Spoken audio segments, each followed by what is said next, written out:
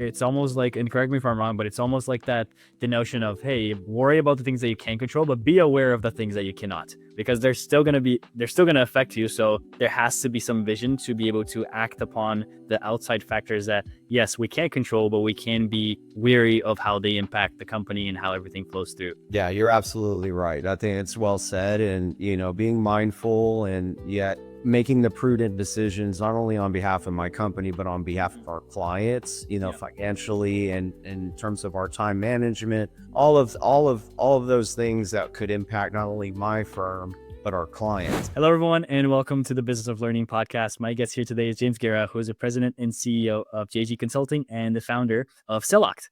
James, welcome to the podcast. Thanks for being here. Oh, thank you, sir. It's an honor and a privilege. Appreciate your time as well. 100%. Tell everyone, let's start off by telling everyone a little bit more about JG Consulting, what you guys are all about, who you help, and any context that you want to give about the company. Yeah, I would love to. So I am the founder, CEO of JG Consulting, and also the founder of Locked. And we are a full service consultancy representing public school systems, private school systems, charter management organizations, and government municipalities. I guess the thing that we're most known for is providing executive search services for school leadership, whether that's the superintendent of schools, the CEO, a chief academic officer, deputy superintendent, athletic director, a principal of a school, really anything executive level.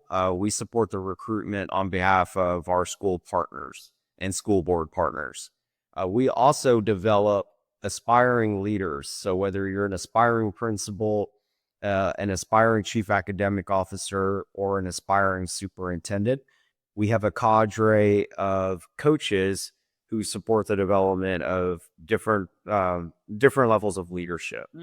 And so we are quite proud of our partnership with Google. They have been tremendous partners, and they host many of our events to give a safe and very intimate, private environment for training these wonderful leaders from across the U.S. And then we also provide executive coaching in a more one-to-one capacity and governance coaching when necessary. Very high level. That's kind of what we do. But then I mentioned Cell Locked. We are also manufacturing cell phone pouches to lock away student devices during the school day. So I'll pause there for you because it's a lot to unpack, Rory. But it's an exciting time for us in education. Yeah, it's awesome, man. Thank you for sharing all that. And I think it's always interesting to learn a little bit more. What made you want to start JG Consulting as well? What kind of led you to the path to what you're doing now and what the company is today? Yeah, I love this question. So I started in the education technology space more than 20 years ago. And I started in this space technically as an intern in college working for an organization called the Princeton Review. Shortly after completing my undergraduate degree, I was recruited by a company that provided test prep materials and supporting schools through various test prep supplemental resources. Fast forward to about 10, 12 years within, the latter parts or the middle part of my career, I decided that I wanted to be my own boss. Nothing against working for other corporations or organizations, but I felt it was time for me to venture out and do my own thing, build my own culture, my own team, and still serving in the spirit of public education. So where we are today, we're almost at the point where we will celebrate our 11th year of operation. Awesome. Yeah, so very exciting. The team that I've assembled over the past 11 years, we're not quite at 50 representatives from across the United States, but we're close to 50. Based in the Central Texas area, but we have representation East Coast to West Coast, everywhere in between. So really it was an opportunity, more than 11 years ago for me to stack all my chips and basically shove them in the middle of the table and say, all right, I'm going to let my previous experiences carry me forward. And, I'm just going to assume that what we can develop will have some sticking and staying power. And we've been very fortunate to do as well as we have. And I have a tremendous team. There's nothing I can't do without them. So without them, you and I wouldn't be talking today. So I have to give credit where credit's due. 100%. Well, awesome. Thank you so much for sharing that. I think it's always nice to see like where the spark comes from, what the trajectory has been, but also I think it's also important to highlight the credit where credit is due, which oftentimes many leaders are like, yeah, we have this great thing and it's all me, me, me, me. But we all know that that's never the case. Nobody is really, I guess, quote unquote, self-made. They can be self-started, but there's definitely always a lot of help along the way. And I wanted to dig into the fact of talent in general. I think that's always been a struggle for many, many companies, but especially in the education space now, where a lot of people, a lot of institutions, they are lacking talent, lacking staff, whatever it might be, but also have a lot of challenges in being able to bring them on and finding the right person and making sure that they are the right fit, the right butts in the right seats. How do you guys work through that? And what do you think are some of the biggest challenges in being able to find those people and allocate them in the right place? Yeah, no, it's a fantastic question. I would say for public institutions, specifically school districts, whether they're pre-kindergarten through 12th grade, charter management organizations, those entities are grappling with diminishing funding, whether it's a byproduct of the U.S. Department of Ed and the decision to dismantle that, the funding matriculation from the Department of Ed down to the local levels. The funding, unfortunately, is always a challenge, but more so now today than ever, at least in my 20 plus year career. We're having to do more with less. So sustainability is a challenge. Retention of those leaders that we recruit, retaining that high caliber, the quality and the quantity is challenging. But there is this notion that the public education system is, and I'm not to get political, is under, right? And so I'm sensitive to that as a business owner and someone who serves Mm-hmm. institutions. How can we do more with less, but yet not compromise the quality of our work, the service that we provide? Mm-hmm. And also the cost of doing business over time has gone up. If you think about the global economy, inflation, the cost of living, and there's those are all correlations to the retention of high caliber talent Mm-hmm. in those individuals, whether you're a teacher, a principal, a superintendent, even. Can you afford to live comfortably in the communities that you serve? So all of these moving parts play a key role in the success and the outcomes that we have as an organization. And I would be remiss if I didn't pay attention to that. I mean, those are some of the things that keep me up at night because I worry as a business owner. If you're not thinking about not only the short term and what's right in front of you, but the long term um, potential or the outcomes that could be um, a result of the potential unintentional consequences that are being made outside of our control. The sustainability and the talent recruitment, that's kind of at the forefront of how we operate. I mentioned we're full service in terms of our consulting practice, and the recruitment and the executive search services we provide. That's the pillar of what we do. So that is something that is definitely top of mind for us. Interesting. Yeah, it's almost like, and correct me if I'm wrong, but it's almost like that the notion of, hey, worry about the things that you can control, but be aware of the things that you cannot, because they're still gonna affect you. So there has to be some vision to be able to act upon the outside factors that yes, we can't control, but we can be wary of how they impact the company and how everything flows through.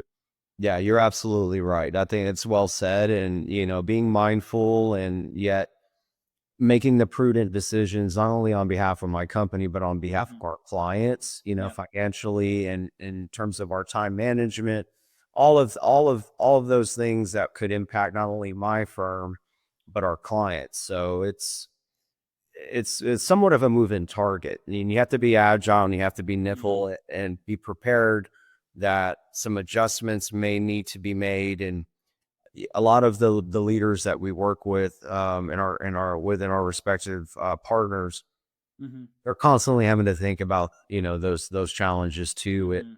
The barriers we must overcome in order to reach our hopes and aspirations. Yeah, awesome. Thank you for sharing that. And I'm wondering, you mentioned that this is 11th year now coming through. So congrats on that. But I'm wondering, as you were building the company and things were like starting to get going, so maybe the first 3, 5-ish years, what were some of the biggest challenges that you were facing? How are they different from the challenges that you see now? And actually, I'll frame it this way: was there ever like a big oh snap moment, like we got to figure stuff out right now, that really like sticks out to you? Yeah, so I used the poker analogy earlier where I stacked all my chips in Yeah. the center of the poker table, if you will. So when I started the firm, um, and still to this day, we don't have a board of investors, a board of directors. When I founded the firm almost 11 years ago, I did it on the heels of my own personal income. Uh, Not that I'm at the obviously the level of like Jeff Bezos or anyone who started a Sure. company in a small garage or an apartment. I did start with the company in a small 700 square foot apartment in the living room in the corner of that same apartment. Fast forward to today, we have a corporate office. We own our office space. It's unique to us. It kind of embodies our culture. You can't really see in the video, but our mission statement, you can see some of the letters Mm, and things like that in our office. But I guess the snap moment for me was around year two. Like, can I continue to support the organization with my own personal investments, if you will, mm, and not seek out third party investments? Because for me, I wanted to be able to build a culture and a team where internally we answer to one another. Like, mm, leadership isn't in a vacuum. I don't do anything without the other executive leaders on the team and without their input. So there are no executive decisions unless it's like something that I must absolutely do without their input. I generally, you ask any of them, like we make team oriented decisions. So I guess around that 2 to 3 year, like the visual of the hockey stick curve growth, right? Like that yeah. flat, and then you start to ascend. There was a point in time where I was like, are we going to need third party investors, raise Mm, capital to sustain our business model? Because we were bootstrapping and it was mainly me doing, and still to this day, I do most of the business development, but our brand has grown. So a lot of it has become referral based. But the early years, mhm. we didn't have stakes in the ground. We didn't have business references like Yeah. today. So people are like, well, who are you working with? Who are some of your clients? And I'm like, well, in my previous career and, trajectory, I had these Mhm. clients, but it Yeah. wasn't a direct parallel. So there was some reluctance from Mm, the market space or the ecosystem to say, okay, we'll give JG Consulting a chance. mhm, But now in our especially in the executive search space, we're somewhat of a household name. There's only a handful of national executive search firms that do what we do. mhm. So we're very fortunate that over the years we have been able to grow without the Yeah. third party investments of other organizations or other. Uh-huh. That's awesome. And how are those challenges different from what you guys currently face right now? So what are some of those things that um I know you mentioned a couple outside factors, I guess, in the macroeconomics of things, but maybe some things that are in your control that are like, huh, this is an obstacle that maybe is always knocking on the door. Yeah, so I think the more that we grow and we scale, I mentioned that we have just shy of 50 representatives across the Yeah. country. Our counterparts, some of the other firms that are larger, have in the hundreds, probably even close to 1,000 employees. So we're Mhm. still lean by design, but that creates limitations. Like we can't do every executive search, nor do we want to in the United States or other Mhm. e-consulting projects because we are very intentional. We're very selective and deliberate on how much or how little we choose to do. And Mm, because I live in the Central Texas area, we have partnerships in the Northeast, for example, right now. We have partnerships in New Mexico. We have things mhm, happening in California.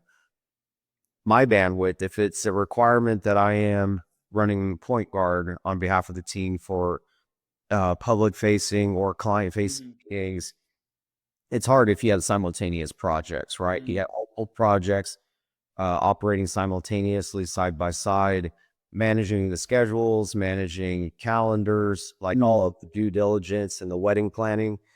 It can absorb so much of your time. Yeah, attention is all resource attention, right? And Yeah. and in my particular case, I'm still responsible for business development, bringing partners on board. But if my time during the traditional workday is allocated or dedicated to all the other stuff, I sacrifice the business development, right? So it's a catch 22 and it's a fine balance. That's why I mentioned earlier that I generally um, I'm pulling right now on average 16-hour days. So if you're a founder or CEO, an executive level leader at any, I guess, any capacity right now, especially as things are lean, um, you can you can feel confident, or you should understand that your days aren't going to be your traditional 8 to 5 or 9 to 5. Yeah, 100%. I think that's something that people that are not in the day to day don't understand. They definitely overestimate. And I always like to think of the general comments like, oh, these millionaires or these business owners, whatever, oh, they have it easy. I'm like, do they? Like, do they really? There's so much that went behind the scenes in the 16-hour days and the 18-hour days. Oh, hey, I'm just getting 4 hours of sleep tonight, and wake up the next day and do the same for like years. But people are like, they see the success and it's like, yeah, good for them. It's like, yeah, you wish, you wish it was that easy to just say those things, right? So I think it's awesome that you're highlighting those things as well. Yeah, and I don't. That's not necessarily a badge of honor. I'm just being real. No, for sure, yeah, and I agree with you 100%. Your days are long, and I don't expect the team, even the full time staff, to put in those hours. I want them to get rest. Like, we're no good. Yeah. We can't get exercise, eat healthy or as healthy as possible, right, and then get sleep. For me, I'm accustomed to it, but I have the motivation, and it's been what I've been doing for the last 11 years. So Yeah. it's become more habitual. I'm not saying it's the only way to do it or the right way to do it, but I Sure. think the more you grow, and if you're as lean as we are, it's still a part of the DNA of how I eat. But that's really by design, because we choose to be this way, That right? makes sense. That makes sense. Yeah. No, thank you for clarifying that. That's awesome. And I want to ask you a question that I've been asking everybody, James. So it's become kind of a frame in the podcast. So I'll go ahead and ask that question to you right now, which is, let's say you had a magic wand and you could wave this great wand and it can just solve one thing in the business. There are often many, but just one challenge, obstacle, whatever it might be, that would allow you to hit your growth goals or the targets that you have for the business, just like that. What's the one thing that you'd like to solve? Yeah, so for us, it's it's still the unknown of what is yet to come, by way of the recent news or announcement of the dismantling of the United States Department of Education, because many of our school systems are reliant on the federal and local funding that it directly impacts the success of my company, because we're paid by the fiscal agencies of the school systems. And so right now there's this big what if. Mhm. I guess the one piece or the magic wand is like, is there a guarantee that we're gonna have financial solvency to continue to operate? Because otherwise, I'd have to go back to those first year, second year, third year of operating, and I might have to seek out third party partners or investors. Right now, we're fortunate we don't need that, but I don't take anything for granted. I have no idea like what will happen tomorrow or next week from now or now. So that, I guess, the magic wand is really on behalf of my partners, the school system. Like, if I could change their funding formula, if I can improve the per student allotment or the ADA, Yeah. that would solve so many headaches, and it'll help me sleep at night, because I know that the state level, and the local level and the federal levels see the need for the public education funding increase. That will solve everything. Interesting. And actually, Like, for me, I just, I need my partners to be able to continue to operate without having to have massive layoffs, worrying about teacher retention, closing schools, all of that keep them up at night. Yeah, 100%. And this actually leans perfectly into the next question that I have for you, which is actually not a question for me. It's a question from my last guest to you. And they had no idea who you were, but oftentimes it becomes very fitting. And I think this is the perfect question for everything that we've been talking about today. So, are you ready for the question, which is from our last guest to you? Here it is. What is the biggest headwind that you see coming, or that you're currently facing today in the industry? And what's the challenge that you are trying to get ahead of? The biggest headwind. Oh, wow. So there's a number of hot topics. So, and I'm assuming if you could define headwind, do they see this as like the biggest, like positive trend, like the headwind moving us, or the resistant? However you want to. There was no further context, but however you want to interpret it. Yeah. Okay, well, I'll take it as a positive headwind, Sure. not something that we're running against, like a strong wind that we're running. Yeah. So there's a lot of things that are at the top of mind for many folks. Obviously, AI, Yeah. artificial intelligence, has been a very popular theme. And how is AI used appropriately to educate Hmm. students, but to support school systems and their efficiencies, their productivity, etc. Quantum computing, of course, is Yeah. a major topic of discussion, and how will that impact our overall productivity as a global economy, not even as a local economy. Hmm. Safety and school security, of course, is top of mind Hmm. for all schools. There's legislation that is improving or seeks to improve the safety and school security for all institutions. And then I mentioned earlier our adjacent company, Celllox. Yeah. There's a ton of legislation moving in the direction of implementing at the local level cell phone bans, or some sort of cell phone ban, to improve the instructional focus during the school day.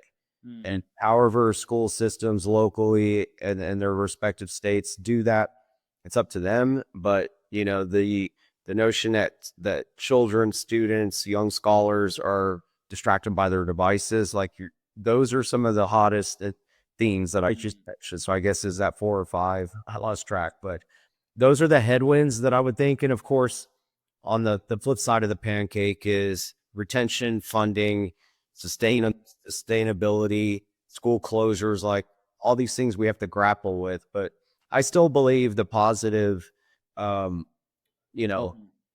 hopes or aspirations we have outweigh the negativities. I like to look at it through an optimistic lens, but you got to Mhm. recognize there are challenges we have to overcome too. Yeah. So I don't know, 100%. Yeah. however your previous guest defined headwind, we'll leave it. No, you covered it. You definitely covered it. Yeah, you did a very thorough job of making sure to go on both sides. So I appreciate you for doing that, James. Thank you so much. This has been such an incredible conversation. I appreciate you for obviously sharing all that. Where should people go if they want to learn a little bit more about you, maybe a little bit more about JG Consulting or Select? Sure. No, I appreciate that. So our website is www.jgconsulting.us. I'm very active on LinkedIn.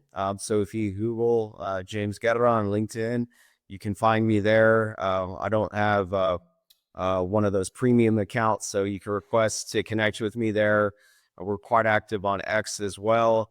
And my email address is simple. It's james@jgconsulting.us. So I invite you to shoot me an email, connect with me there, and happy to have, offline conversations. Conferences, of course, in our education industry, the national ones, we're very active on the conference circuit. So yeah, I think there's ample opportunity to connect. So I appreciate the opportunity to be one of your guests. 100%, James. Thank you so much for your time. Again, really appreciate you. And for everybody else, I will see you on the next episode. All right, Gareth, take care. Have a good week.